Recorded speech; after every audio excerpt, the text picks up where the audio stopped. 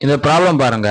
A shopkeeper marked the price of an article as 15% more on its cost price and then offered 15% reduction for the article.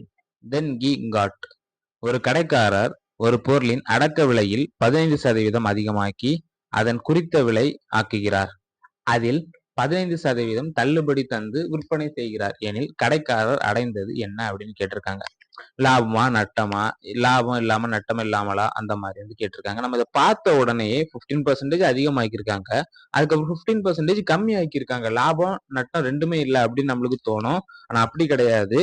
நம்ம லாஜிக்கலா செய்து பார்க்கலாம். இப்போ first வந்து cost price வந்து 100ன்னு வைங்களேன். இதை வந்து 15% அதிகமாயிருக்கு.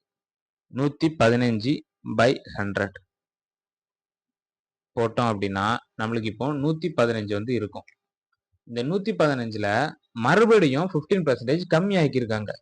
கம்மி ஆக்கணும் அப்படின்னா இன்டு 15% கம்மினா எவ்வளோ வரும்? 85 வரும். 85/100 போட்டோம் அப்படின்னா அடிக்கலாம். ஒரு 5 5 7 35 5 10 20 ஒரு 5 5 2 10 5 15 5 20. சரி, ஓகே.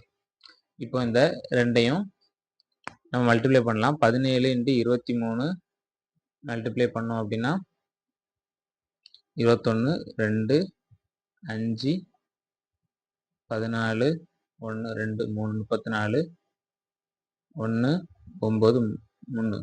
9 3 391 391 டிவைடட் பை 4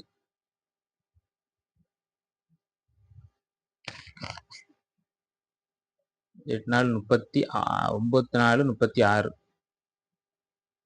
கட் பண்ணலாம். 56 36 வரும். 3 போட்டோம் அப்படின்னா 28.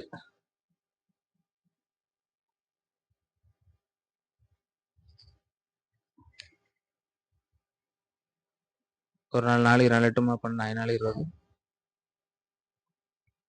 7 4 28 வரும். ஸோ மிச்சம் 3 இருக்கும். 97 புள்ளி சம்திங் வரும். அப்போ 100ல இருந்த ஒரு வேல்யூ பார்த்தீங்கன்னா 97க்கு ஆச்சு அப்படின்னா என்னது? நஷ்டம். ஸோ அதான் இங்க ஆப்ஷன்ல கொடுத்துருக்காங்க, லாஸ் அப்படின்னு கொடுத்துருக்காங்க. இதுதான் இதோடைய சரியான பதில். அவ்வளவுதான்.